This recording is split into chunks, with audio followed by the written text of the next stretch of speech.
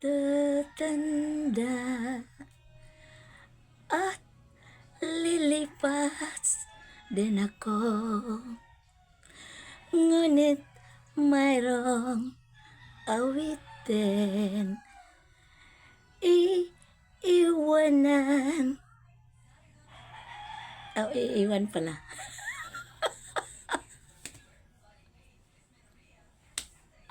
Error ko yun, mga kalangga. Error. Sa totoo lang, mga kalangga, takot talaga ako tumanda.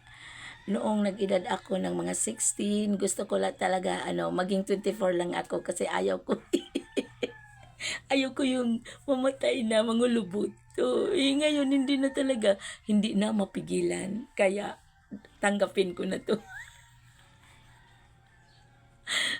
Totoo yun, mga kalangga. Real talk talaga ito sa life ko.